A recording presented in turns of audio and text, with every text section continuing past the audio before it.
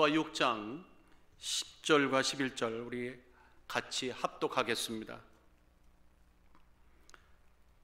준비되셨으면 시작. 여호수아가 백성에게 명하여 가로되 너희는 외치지 말며 너의 음성을 들내지 말며 너의 입에서 아무 말도 내지 말라. 그리하다가 내가 너에게 명하여 외치라 하는 날에 외칠지니라 하고 여호와의 궤로 성을 한 번 돌게 하니라. 무리가 진에 돌아와서 진에서 자니라.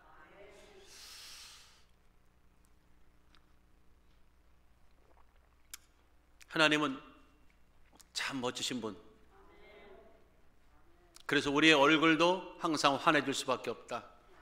자, 얼굴이 뭐라고 말씀드렸죠? 전도지다. 전도지를 환하게 피고 오늘 한 해 우리 멋지게 달려갑시다. 지난 12월 18일인가요? 그 승객 69명을 태운 부다 에어라인이 네팔의 카트만두를 출발해서 자나푸르로 가고 있었어요. 당연히 목적지인 자나푸르에 도착할 줄 알았는데 도착하고 보니까 목적지와 정반대에 위치한 포카라 공항에 도착하는 황당한 일이 벌어졌어요. 저기 내리는 분들이 얼굴이 휘둥그레 가지고는 적어도 250마일 떨어진 그런 엉뚱한 곳에 승객들을 내려놨어요. 여러분들 얼마나 당황스럽겠어요. 제가 필리핀 도착하려고 내려보니까 워싱턴 DC라면 얼마나 당황스럽겠습니까? 알고 봤더니 통신장애 그리고 표준 운영 절차를 따르지 않은, 쉽게 말하면 목적 지점을 세팅을 잘못해가지고는 결국 엉뚱한 곳으로 가고 만 것입니다. 여러분들 가야 할 목적지가 있고 완벽한 장비가 있고 충분한 연료가 있고 아주 능숙능란한 기장이 있다 하더라도 목적 지점을 정확하게 설정하고 떠나지 않으면 그곳에 갈 수 있다 없다? 없습니다. 저 비행기만 엉뚱한 곳으로 가는 것이 아니라 오늘 이 아침에 우리 인생의 비행기, 우리 가정의 비행기, 우리가 가야 할 이 비행기들은, 영적인 이 비행기들은 제대로 가고 있는지 한번 묻고 싶습니다. 우리 옆에 분들에게 잘 가고 계십니까? 시작. 잘 가고 계십니까? 세상에는요 수많은 길들이 있죠. 하늘에는 하늘길이 있고 땅에는 땅의 길이 있고 바다에는 바닷길이 있고, 여러분들 거기만 길이 있는 게 아닙니다. 인생에도 길이 있고 신앙에도 길이 있습니다. 근데 어떤 길을 선택하느냐, 어디다가 목적지를 정확히 설정값을 정확히 집어넣고 날아가느냐 달려가느냐 뛰어가느냐 믿음으로 가느냐에 우리 미래가 달라지는 것입니다. 행복과 불행이 갈라지는 것입니다. 제가 앞서 말했습니다. 출발이 좋아야 목적도 끝도 좋다고 말씀을 드렸습니다. 오늘 믿음으로 시작하는 이 첫걸음이 오늘 한 해 365일 동안에 마지막 종착역까지 하나님이 원하시는 그 목적 지점에 꼭들 당도하시기를 예수 이름으로 축원합니다. 그래서 2021년 첫 주일은요 어느 때보다 중요한 날이죠. 어떤 길을 설정할 건가, 어떤 항해를 할 건가, 어떤 항로를 정할 건가에 대해 선택하고 마음 먹고 각오하고 기도하고 시작한 날입니다. 우리가 선택은 늘 우리가 한다고 그래요. 근데 여러분들 이런 말 있잖아요. 선택은 순간이지만 결과는 영원하다. 한 번 선택이 일생을 좌우할 수 있다는 얘기죠. 오늘 아무쪼록 오늘 말씀 속에 예배 속에 함께 하시는 집에서든지 이곳에든지 어느 곳에서 함께 오신 분들은 참으로 좋은 선택하셨습니다. 아무쪼록 그 선택이 계속 이어지기를 예수 이름으로 축원합니다. 사람들은 어떤 선택을 할 때, 길을 정할 때 경제적인 면을 굉장히 따지죠. 이게 이익이냐 손해냐, 돈이 되느냐 안 되느냐, 그런 분들 계십니다. 또 어떤 사람들은 윤리적인 그런 기준 설정을 아주 중요하게 생각합니다. 이게 옳으냐 그릇되냐, 도덕적이냐 아니냐, 윤리적이냐 비윤리적이냐. 또 어떤 이들은 자신의 경험을 굉장히 기준에다가 정확하게 꽂고 거기에 따라 결정을 합니다. 또 어떤 사람들은 성공한 사람들의 어떤 책이라든가 노하우라든가 그런 어드바이스를 무엇보다 가장 중요한 선택의 기준을 잡는 분도 계십니다. 그러면 여러분들, 우리는 늘 이런 질문을 스스로 던져야 됩니다. 이런 결정들, 이런 선택들이 과연 지혜로운 것인가? 이게 옳았는가? 이게 정당하고 이게 확실하고 우리를 원하는 그 자리까지 인도할 수 있을까? 라고 반문을 던지면 거기서 퀘스천 마크가 나올 수밖에 없어요. 안전할까? 아무도 장담 못합니다. 그래서 성경은 이렇게 말씀하시요, 잠언서 16장 25절에 어떤 길은 사람의 보기에 바르나, 사람 보기에는 바르나 필경은 사망의 길이니라. 우리가 정하는 길이요, 바르게 보였지만 가보니까 사망의 길이더라는 겁니다. 무슨 말입니까? 어떤 선택이든 인간의 한계를 극복할 수 있다 없다? 없다. 아무리 넓고 크고 편한 그런 길이라 할지라도 합당한 것인 줄 알고 가보았는데 그 끝에는 우리가 바라는 그런 기대의 길은 아니었더라는 겁니다. 겉보기에 먹음직스럽죠, 탐스럽지요, 아주 매력이 넘치는 일일지 모르겠지만 따라하십시다. 하나님이 인도하시지 않으면, 하나님이 정하신 길이 아니라면 답은 꽝입니다. 무로 돌아갈 것입니다. 당황할 것입니다. 여기가 어디지? 여기가 내가 올 곳이 아닌데 하고 황당해 할 것입니다. 그래서 에레미야의 6장 16절에는 여호와께서 이같이 말씀하시되 너희는 길에서 서서 보며 옛적 길 곧 선한 길이 어딘지 알아보고 그리로 행하라. 너희 심령이 평강을 얻으리라. 아무 길로 가지 말고 성경이 말하는, 하나님이 말하시는 바로 그 길을 자세히 살펴보고 가라는 겁니다. 오늘도 믿음의 길을, 말씀의 길을 꼭 설정하시고 떠나시는 은혜가 있기를 주의 이름으로 축원합니다. 오늘 우리는 반드시 하나님이 열어주신 영적 길, 항로, 해로를 선택해야 됩니다. 그러면 너무 막연하게 얘기하지 맙시다. 구체적으로 어떤 기준, 어떤 원칙으로 나가야 될까요? 그 설정값이 무엇입니까? 결코 후회하지 않는 어떤 선택의 길을 만들 수 있는 그런 결론을 얻을 수 있는 원칙은 뭘까요? 오늘 2021년을 시작하면서 본문에서 오늘 그 해답을 우리 함께 찾아봅시다. 자, 본문의 그 내용은 아주 간단합니다. 여러분 잘 아신 내용입니다. 드디어 이스라엘 백성들이 광야 생활 40년을 청산을 하고 마감을 하고 여호수아의 인솔 아래 기적같이 요단강을 건너 가나안 땅을 밟았습니다. 이럴 때는 아멘 하는 것입니다. 아멘.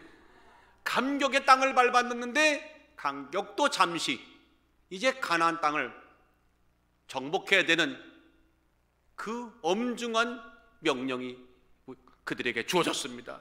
그때에 나타났던 첫 번째 관문, 첫 번째 성, 바로 맞닥뜨린 전투가 여리고 전투죠. 여러분들, 우리가 여리고라고 하면 달의 성읍이다 또는 종려의 성읍이다 이렇게들 많이 알려져 있어요. 그만큼 여리고는 그 당시에 팔레스타인의 최고의 성읍이었습니다.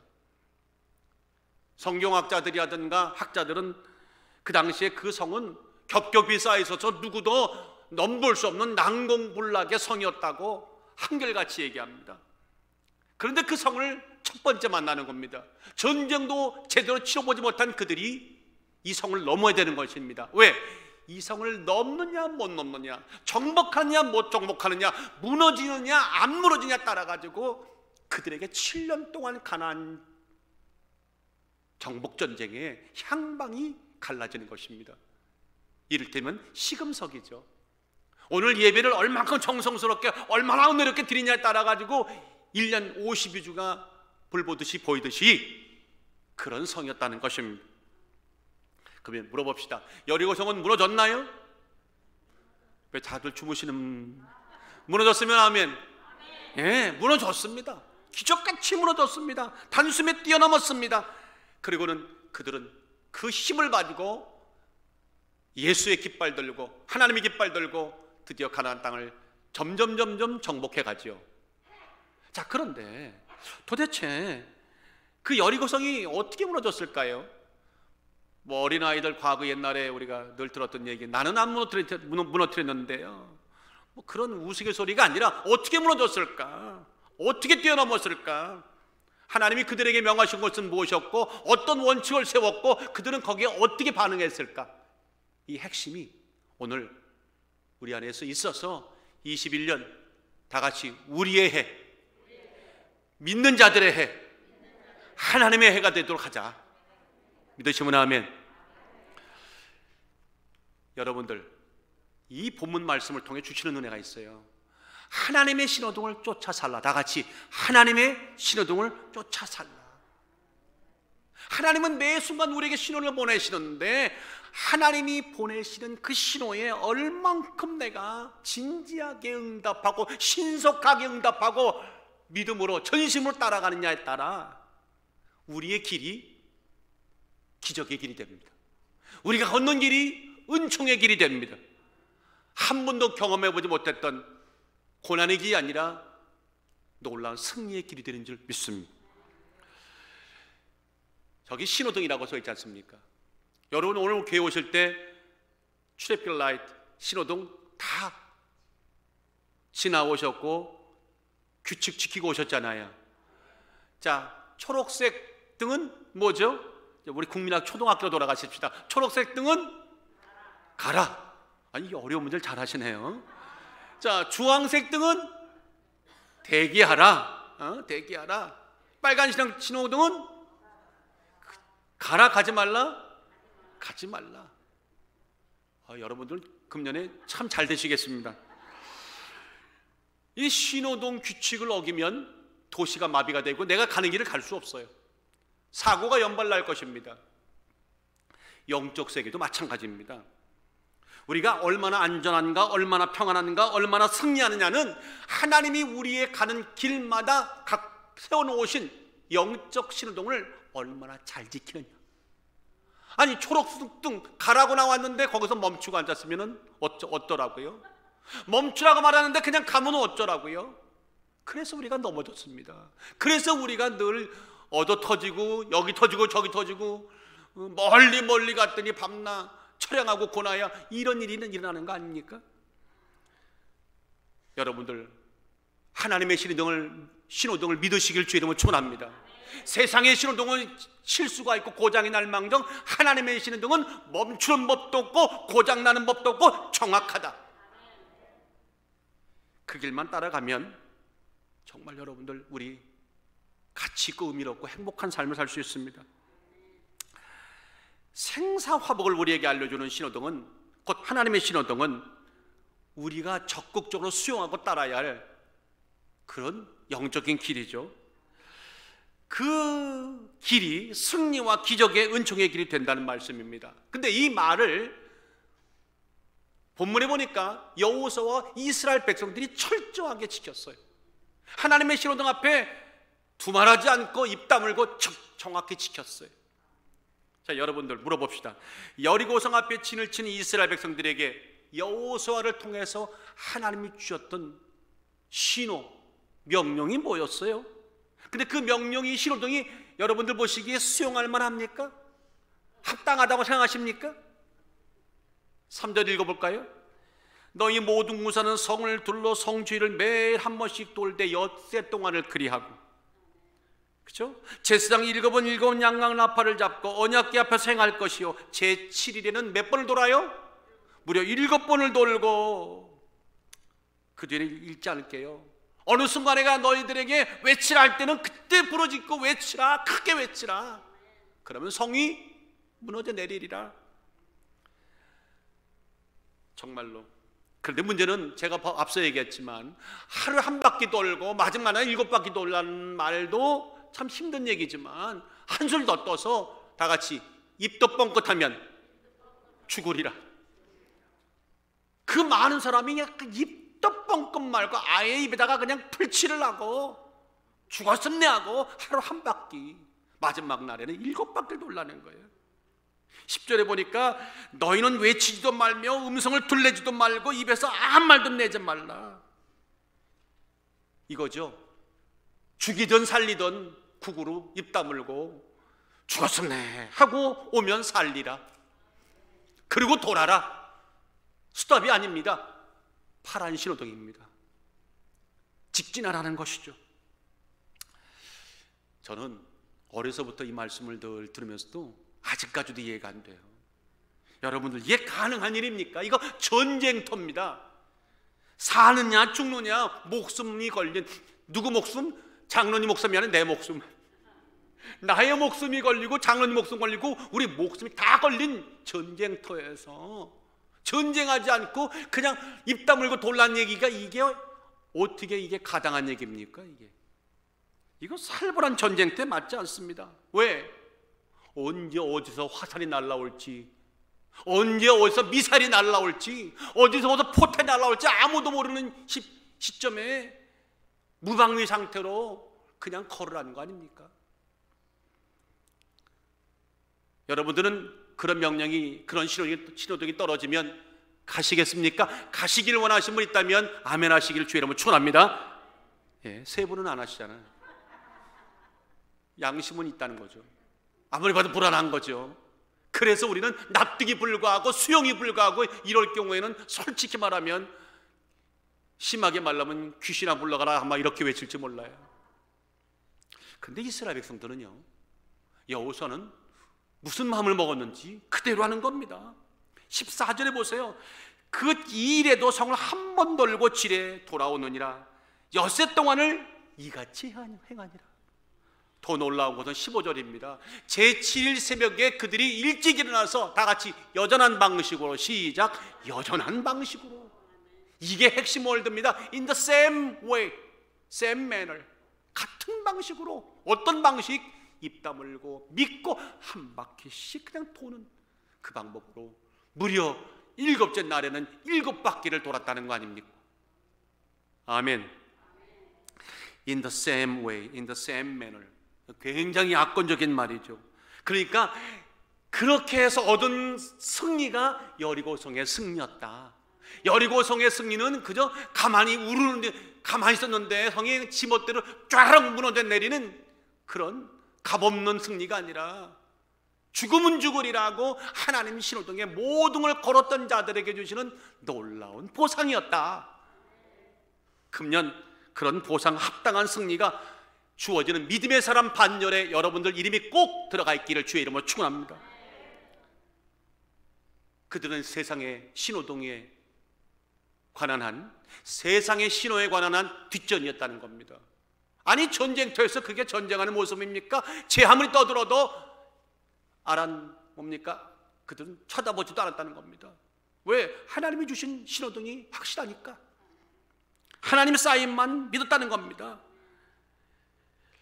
그 한 발짝, 그들이 한 발짝 한 발짝 뛰었던 것은요, 그냥 한 발짝이 아닙니다. 우리가 평상시에 듣는 한 발짝이 아닙니다. 매번 죽어나가는 겁니다. 매번 죽고 있는 겁니다.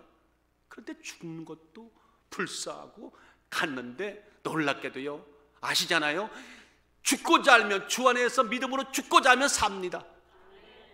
두 분 아직도 안 하시네요. 믿음 안에서 죽고자 하면 삽니다. 그런데 믿음 버리고 살고자 하면, 거기까지 제가 얘기 안 합니다. 난 새해부터 누구 죽느냐는 얘기 안 합니다. 여러분들이 하셨습니다. 이사야 55장 3절에 참 놀라운 말씀이 있어요. 너희는 귀를 기울이고 내게 나와 들으라. 그리하면 내 영혼이 살리라. 이사야 55장 3절입니다. 그리하면 너의 영혼이 살리라. 내가 너에게 영원한 언약을 세우리니 다윗에게 허락한 확실한 은혜니라. 여기서 제가 아멘이 막 나오는 거예요. 확실한 은혜라. 하나님이 확실하다는 겁니다. 여러분 죽지 않고 사신다는 겁니다. 오늘은 아멘 잘 하셔야 됩니다. 여러분들 톰 소야 모험 어릴 때 다 읽어보셨죠? 누가 졌습니까? 마크 트웨인. 유명한 미국 소설가 마크 트웨인이 남긴 많은 말 중에 아주 멋진 말이 있어요. 이런 뜻입니다. 진실이 신발을 신고 있는 동안 거짓은 세상에 반바퀴나 돈다. 진실이란 것을 띠를 묶으려고 신발을 묶는 그때 그 순간에 이미 거짓은 지구를 반바퀴 다 돌았다는 거예요. 이게 무슨 뜻인지 아시겠죠? 세상은 온통 거짓투성이다. 여러분들 지금 미국이 그래요. 한국이 그래요. 전 세계가 그래요. 어딘가 진실인지를 몰라요. 다들 진실이래요. 진실은 하나님만이 알고 계시고 믿는 자들은 말씀 안에 깨달음이 있을지어다. 흑색 선전이 난무하고 앞을 보아도 거짓, 뒤를 보아도 거짓, 온통 거짓인데 그런 상황 속에서 진실을 쫓는 것이 얼마나 위험한 일이냐, 얼마나 세상에 볼 때는 하찮은 일이냐. 100만 명이 1000만 명이 다 이거 옳다고 말할 때 말씀이 근거해 보니까 이게 아닐 때 아니라고 말하는 거, 이건 대단한 일 아닌가. 교회는 무엇을 하고 있는가? 성도들은 지금 어떤 말을 입으로 내뱉고 있는가? 어떤 말을 선포하고 있는가? 오늘 돌이켜보라는 겁니다. 자, 이런 현실인데 그 사람들은 진실보다는, 진리보다는 편한 길, 내게 좀 유익이 되는 길, 전체 묻어가면서 피해 안 볼 길을 선택하지요. 성경은 큰 길이라고 말을 했는데요, 그럼 그 큰 길로 가는 길이 편안하다고 성경은 말합니까? 아닙니다. 필경 사망의 길이 될 것이다. 지금은 좋은지 모르겠지만 곧 부끄러움에 처하게 될 것이다. 왜냐하면요, 원칙이 달라요. 왜냐하면 길이 달라요. 어떤 상황, 어떤 환경, 어떤 조건 속에서도 하나님 말씀에 기초한 이 진리 외에는, 너 추루스 외에는 완벽한 진리 기준은 없습니다. 그러므로 우리는 세상 눈치 보는 것이 아니라 굳이 보시려면 하나님 눈치 보시고 말씀 눈치 보시길 주의 이름으로 축원합니다. 왜냐하면요, 하나님의 길이 생명의 길입니다. 본질적인 교회가 가는 길이 생명의 길입니다. 교회에 구원이 없다고요? 그럼 왜 믿으십니까? 교회는요, 본질적인 교회는, 하나님의 교회는 하나님의 말씀 있는 살아있는 터전에는요 구원이 여기는 있습니다. 그거 없다면 우리가 왜 교회 나와 앉아 있습니까? 설령 죽는다고 할지라도 이것이 성경 기록된 1.1도 변함없는 진리의 말씀이라면 믿고 그 신호동대로 직진하시기를 주의 예수 이름으로 축원합니다. 이사야 43장에는 우리에게 생명 같은 힘이 되는 말씀이 있죠. 나는 여호와 너희의 거룩한 자여, 이스라엘의 창조자여, 너희의 왕이니라. 이거 이사야에게 주신 말씀이지만 오늘 우리에게 주시는 말씀입니다. 바다 가운데의 길을, 큰 물 가운데 첩경을 내시는 이가 우리 하나님이십니다. 이사야 35장 9절에는 또 말합니다. 거기는 사자가 없고 사나운 짐승이 그리로 올라가지 아니하므로 그것을 만나지 못하겠고 오직 구속함을 얻은 자만이 그리로 행할 것이라. 여러분들, 우리가 인생길 가다가 수많은 사자들이 나타나고 들짐승이 나타나고 수렁이 있고 함정이 있지만 궁극적으로 그 길에는요 하나님이 우리 길을 평탄케 하심으로 결국은 사자가 있지만 없는 것과 다름없는 길이 되는 것입니다. 고린도전서 12장 31절에는요 또 이렇게 말씀합니다. 너희는 더 큰 은사를 사모하라. 내가 또한 제일 좋은 길을, 내가 또한 제일 좋은 길을 너에게 보이리라. 물론 그 사랑이었지만 오늘 교회가 살아있고 성도가 살아있고 말씀이 살아있을 때 좋은 길을 펼치시는 하나님이 여러분의 사업장, 여러분의 직장, 여러분의 자녀들의 학업의 터전 위에, 우리들의 건강과 미래, 삶의 위에 함께 하시는 것을 예수 이름으로 선포합니다. 선언합니다.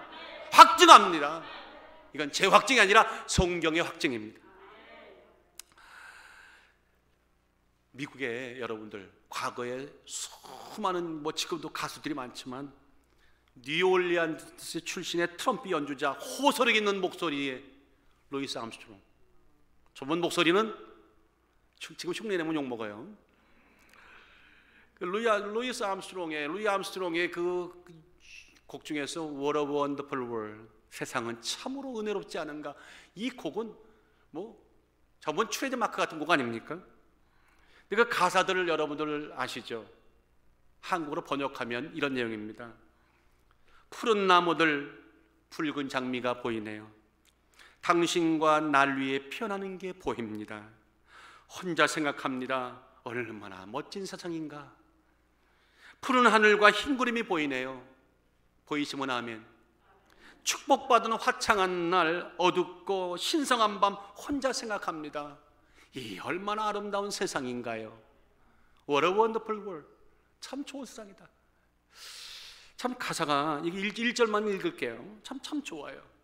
이 곡이요, 흑백 간의 인종의 갈등이 심했던, 그리고 베트남 전쟁이 확대되면서 그냥 정치적으로 온 나라가 막 시끌벅거리는 1960년대 후반에 이 곡이 만들어졌어요.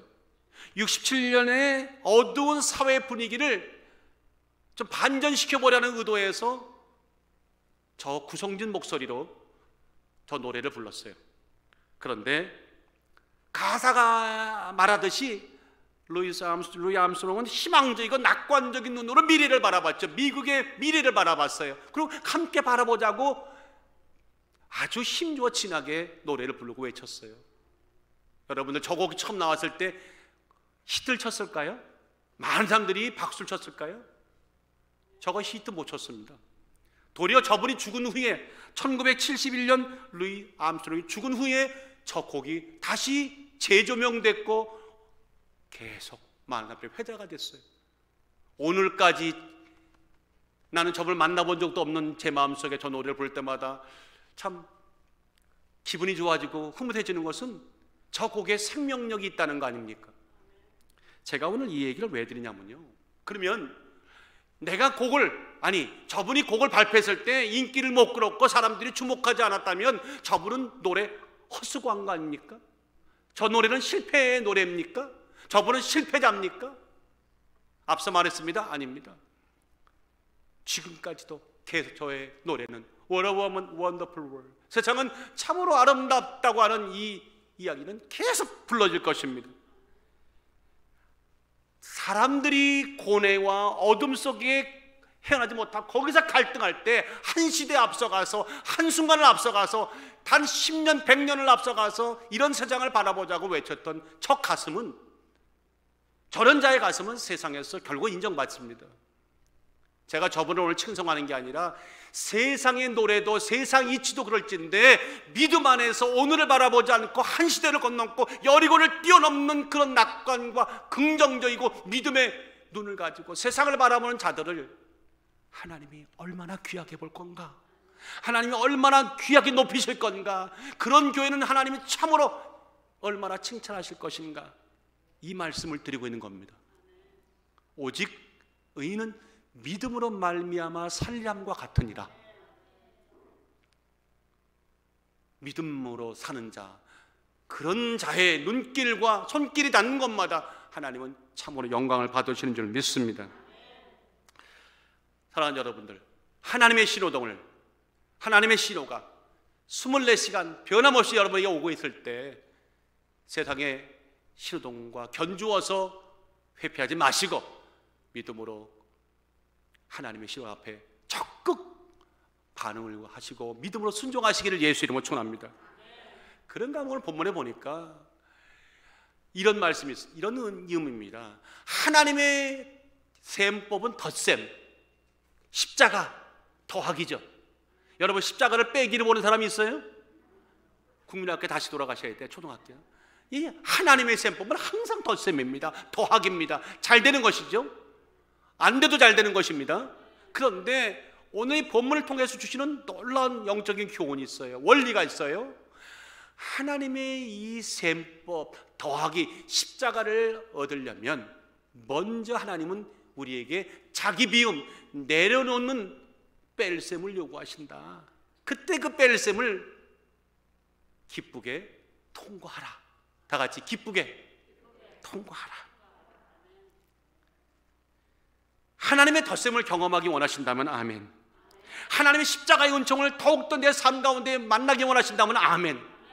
그렇다면 반드시 하나님은요, 여러분들을 뺄셈의 골짜기로 인도하실 겁니다. 당황하지 마시고 기도하는 가운데 성령의 감화와 감동 가운데 이것이 뺄셈의 시간, 기회라고, 계기라고, 그때라고 생각하시면 당황하지 마시고 잠잠히 하나님 앞에 맡기고 기다리십시오. 옆에 분들에게 이렇게 한번 축복합시다.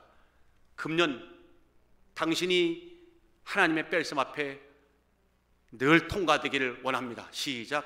당신이 늘 하나님의 뺄셈의 과정 속에 늘 통과되시기를 주의 이름으로 축원합니다. 목사님, 그런 말씀이 있나요? 예수님이 하신 얘기예요. 예수님이 보세요, 수많은 기적을 베푸실 때 가만히 그 기록들을, 복음서를 보세요.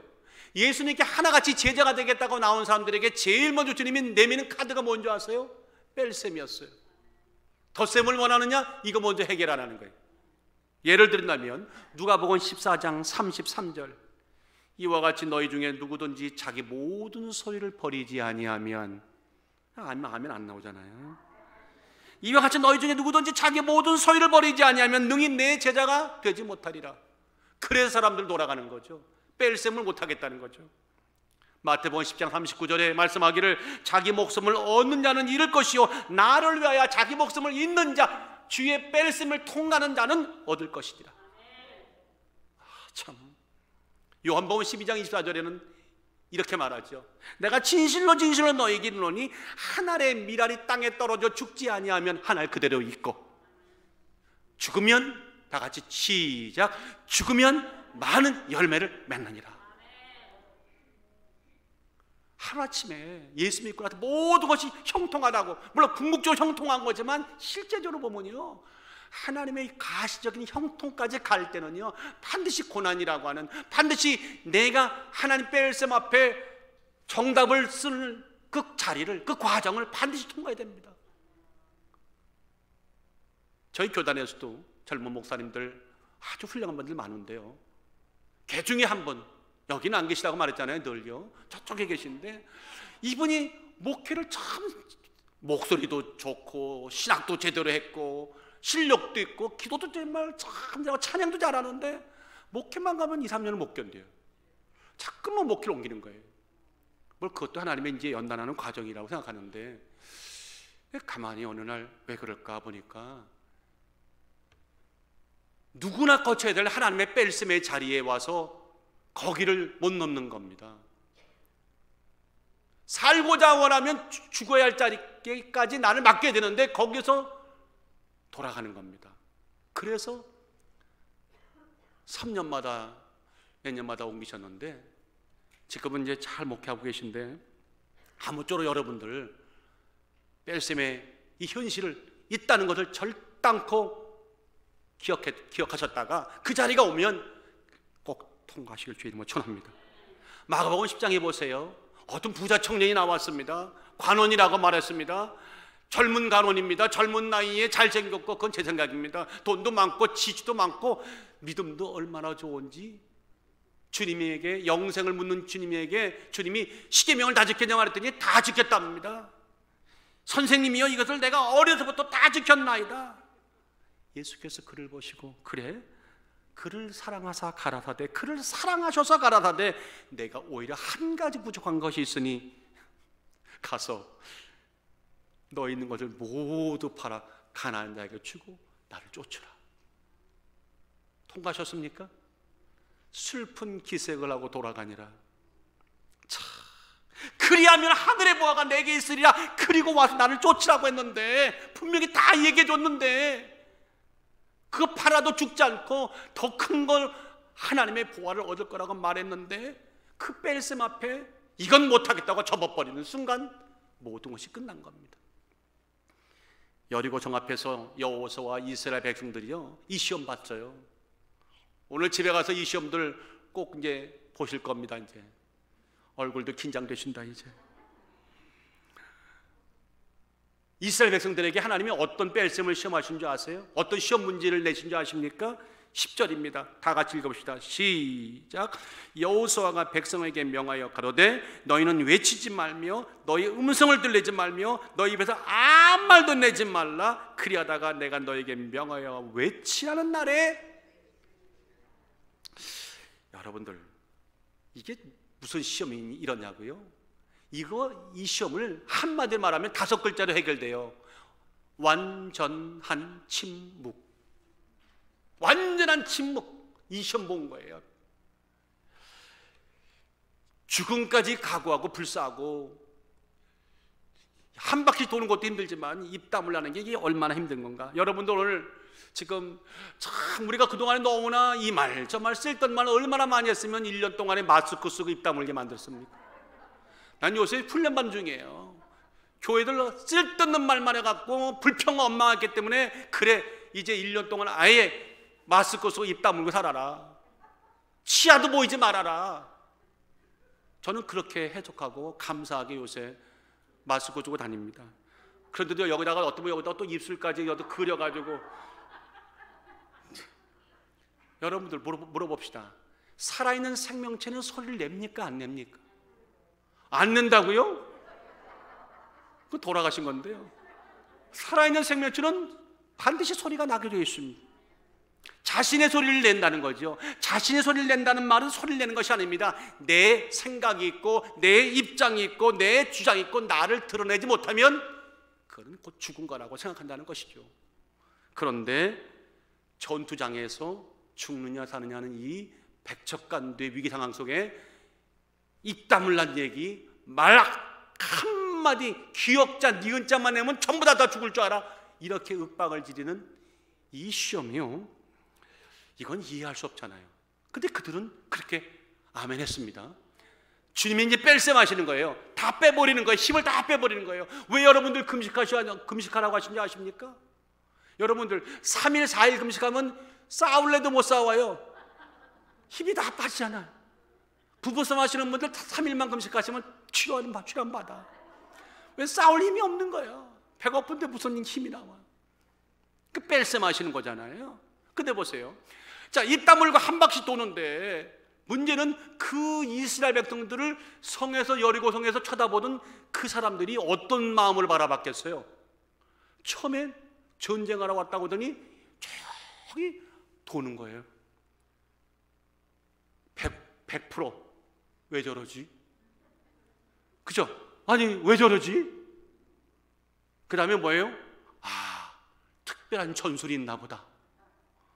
그런데 첫날은 그래도 막 긴장했어요. 둘째 날 또 그러네. 왜 저러지? 특별한 전술이 있나? 3일 가니까 또 그러네. 그 다음부터는 저것들 우스운 애들이구만. 왜 저러지가 의아스럽게 보던 눈빛이 혹시 고도의 전술인가 유심히 살피던 그들이 점점 콧방귀를 뀌고 웃으면서 야유와 조소와 모욕이 터져나왔을 거예요. 아마 넷째 날부터는 모름지기 야 입 좀 열어봐라 이 바보들아 하고 막 별 얘기가 다 나왔을 거예요. 그때 여호수아가 그때 최수범 목사가 그 뒤에 있었는데요.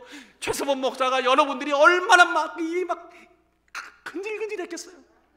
우리 소시의 안수사님, 우리 장세명 안수사님 믿음의 말을 얼마나 하고 싶었겠어요. 근데 못하는 거라. 왜? 하나님이 입 다물고 있으라고 했잖아요. 이게 얼마나 고통스러운 건지 아십니까? 한번 따라 합시다. 입이 아무리 근질근질거려도, 모욕을 들어도, 야유를 들어도 우리는 그분이 말할 때까지 뺄셈을 충실히 순종한다. 성경학자들이요, 그 당시 여리고 성의 이 둘레가 32km나 됐대요. 여러분들 32km를 뛰어가는 것도 아니고 걷는 속도로 그 많은 사람들이 한 바퀴 돌 때는 얼마나 많은 시간 걸렸겠어요. 근데 7째 날에는 몇 바퀴를 돌았다고요? 32km 곱하기 7하면은 거기까지 합시다. 한 220km가 넘는데 그거를 이거 어떻게 하루에 걸었는지 나는 이해가 안 되는데 그거를 계속해서 걸었다고 생각해 봅시다. 입 다물고. 이게 쉬운 일입니까 아닙니까? 이거는요 차라리 얻어맞는 게 낫습니다. 고단하기 짝이 없는 얘기입니다. 충분히 불평할 수 있는 이야기, 당당한 얘기 하고 싶었는데 근질근질 그냥. 근데 그들은 결국 완전한 침묵 통과했습니다. 왜 그렇게 하라고 하셨을까요? 우리들의 입에서 나오는 것은 언제나 100% 다 거짓과 왜곡과 불평과 원망과 시기와 질투 아닙니까? 하나님은 이 어마어마한 위대한 작전을, 첫 작전을 그렇게 망치길 원치 않으셨습니다. 그래서 하나님이 대신 말씀하는 겁니다. 내가 잠잠하면 하나님 말씀하십니다. 그렇죠? 오늘 사랑하는 여러분들, 하나님 더하기 잘하시려면, 십자가 승리 얻으시려면 뺄셈을 잘 통과하시길 주의 이름으로 축원합니다. 자, 따라합시다. 더하기를 잘하려면 빼기부터 잘하자. 서로 마주보시고 더하기보다 빼기를 먼저 잘합시다. 시작. 더하기보다 빼기를 좀 정말 잘합시다. 그런 이스라엘 백성들에게 하나님이 미리 말씀하셨잖아요. 완전한 죽음까지 과거하는 맡김의 뺄셈에 있는 자들에게 이렇게 말씀하셨어요. 여호와께서 여호수아에게 이르시되 보라, 내가 여리고와 그 성 용사들을 다 같이 내 손에 붙였으니. 내 손에 붙였다는 말이 이게 나탄이란 말인데, 히브리 말로 나탄이란 말은 주다, 위임하다, 이게 군사적인 용어예요. 더 심각한 얘기가 있어요. 뭐냐? 군사 작전권, 통치권을 아예 넘겨주다, 이 뜻이에요. 아직도 감 못 잡으시네요. 이미 여리고성 전에 하나님이 신호등을 주고 그들에게 말합니다. 이거 지키면, 뺄셈에서 통과하면 나는 이미 이 여리고에 있는 모든 사람들의 생사 여탈권을 너에게 넘겨주었다는 거예요. 여러분들, 믿음의 어머니가 되시고 믿음의 아버지가 되시고 믿음의 아버지가 되시고 믿음의 어머니가 되시고 믿음의 자식이 되고 믿음의 목사가 되고 믿음의 모든 믿는 자들이 되면요, 하나님이 세상과 우리 가정과 우리의 삶과 모든 것을 하실 통치권을 우리 손에게 주신답니다. 그래서 아브라함이, 그래서 야곱이, 그래서 이삭이 자녀들을 축복했던 거 아닙니까?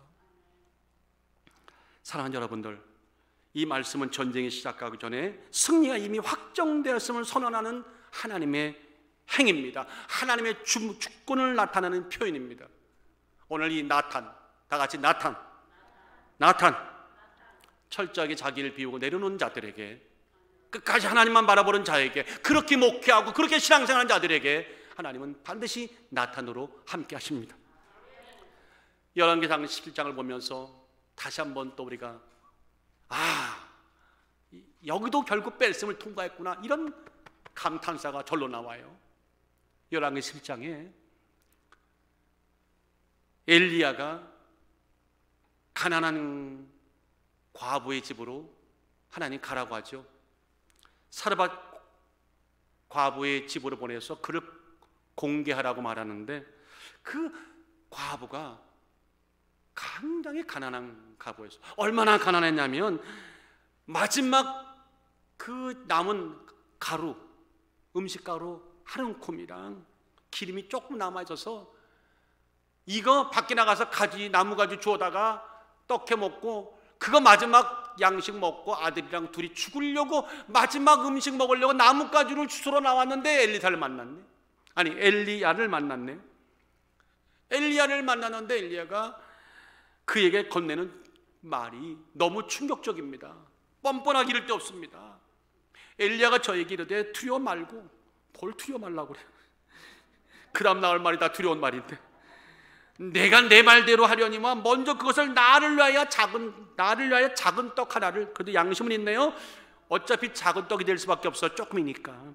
나를 위하여 작은 떡 하나를 만들어 내게로 가져오고, 그 다음은 더 뻔뻔해요. 그 후에 너와 내 아들 위하여 먹으라. 자기가 먹으라면 먹을 게 뭐가 있어.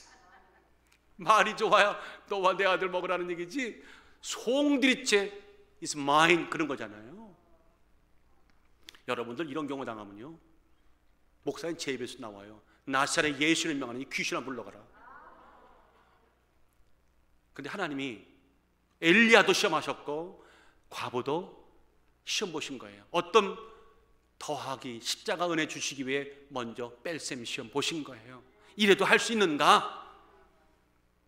근데 놀라운 일이 벌어졌습니다. 15절에 보니까 구약 성경에 저가 가서 엘리야 말대로 하였더니 아멘.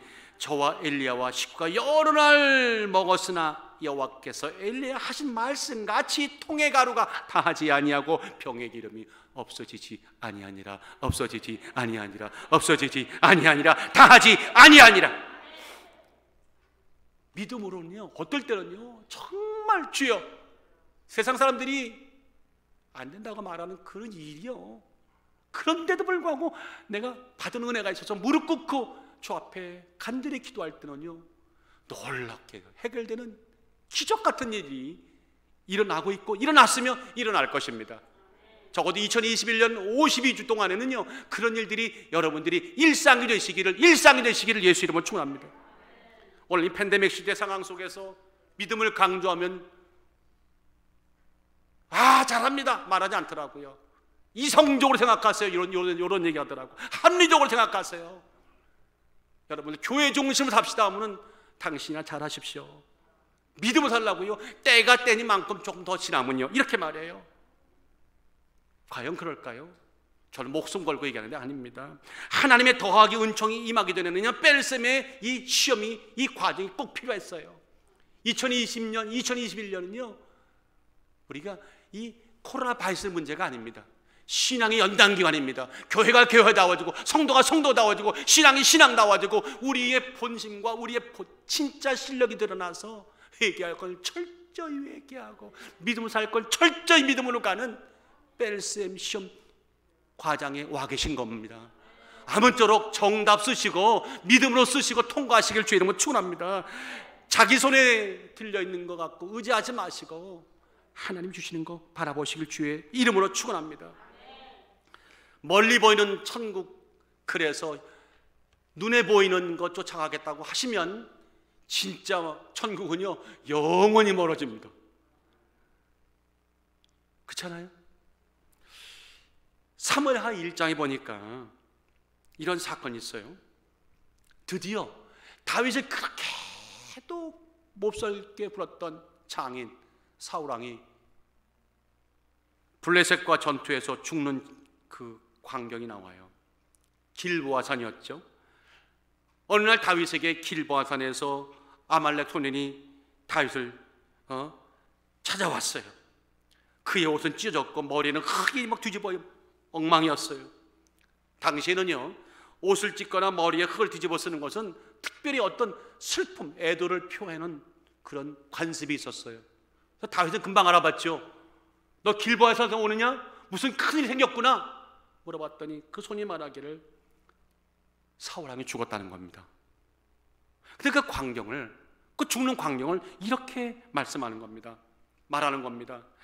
다윗이 자기에게 고하는 소년에게 묻되 사울과 그 아들 요나단의 죽은 것을 내가 어떻게 아느냐? 네가 어떻게 알았어? 그랬더니 그에게 고하는 소년이 가로되 내가 우연히 길보아산에 올라보니 사울이, 여기가 핵심이에요, 자기 창을 의지하였고 병거와 기병은 저를 촉급히 따랐는데, 물론 그 다음엔 죽었다는 얘기입니다. 죽였다는 얘기죠. 스스로 죽었다는 얘기인데, 여러분들 마지막 사울이요, 이제 블레셋과의 전장에서 이제 패당을 알았어요. 자기가 어떻게 이 앞에 뭘 해야 할지를 스스로 아는 거예요. 근데 그 죽어가는 마지막 순간에도 창을 의지했다는 겁니다.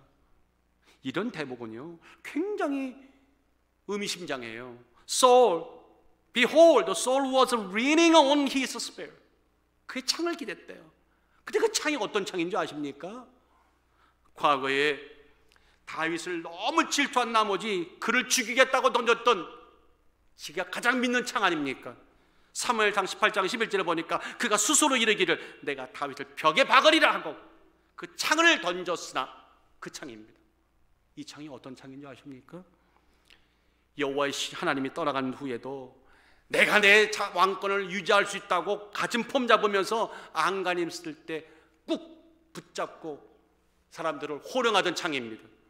사무엘상 22장 6절에 보니까 사울이 다윗과 그와 함께 있는 사람들이 나타났다함을 들은지라. 때에 사울이 기브와 높은 곳에서 손에 단창을 들고 에셀나무 아래 앉았고 모든 신하들이 그의 곁에 있었더라. 자, 그 창이요. 근데 그 창을 이제 마지막 죽어가는 비참한 몰락과 죽음의 순간에 또 놓지 않고 의지한 채 있다고 하는 이야기가 하나의 어떤 기록이 아니라 영적으로 의미하면 크다는 겁니다. 내가 의지하는 창 뭡니까? 금전일 수 있고 실력일 수 있고 배경일 수 있고 미모일 수 있고 건강일 수 있고 학식일 수 있고 모든 것들 내가 자랑할 만한 창들이 있는데 결국 이 창이 나를 살리지 못하라는 겁니다. 살리지 못하고 몰락과 함께 가는 허망한 창이 되더라는 겁니다. 그래서 유다서 1장 12절에는 저희는 기탄 없이 너희와 함께 먹으니 너희의 애찬의 암초요 자기 몸만 기르는 목자여 바람에 불려가는 물없는 구름이라. 그런 인생은 바람에 불려가는 물없는 구름이다. 죽고 또 죽고 뿌리까지 뽑힌 열매 없는 가을나무다. 여러분, 열매가 없는 가을나무가 무슨 의미가 있습니까? 초락 이럴 데 없죠. 자기의 수치와의 거품을 품는 바다의 거친 물결이다.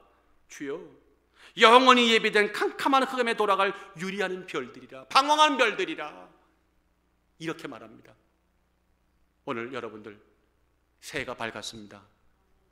금년에는 우리는 멋진 약속 있는 백성으로서 힘있게 승리합시다. 힘있게 승리합시다. 인생은 어떤 길을 선택하느냐, 어떤 인생을 선택하느냐에 따라 우리의 목적지에서 받을 상급이 달라지고 운명이 달라집니다. 오늘 본문을 통해 하나님은 이렇게 말하죠. 모두에게 다 문제 여리고원을 만나는 한 해가 또 되리라. 그러나 겁내지 말라. 그곳에도 나는 이미 먼저 당도에 있었고 너희들에게 끊임없이 24시간 365일 나의 신호등으로 신호를 보내리라. 어떤 신호든지 아멘하고 순종할지라. 그 하나님의 십자가의 은총 더하기의 셈법은 때를 따라 뺄셈이라고 하는 나의 낮춤, 자기 비움의 요구를 하게 될 텐데 그때 기쁘게 순종하는 자마다 그 복을 얻으리라. 우리 하나님 앞에 박수와 영광을 돌립시다.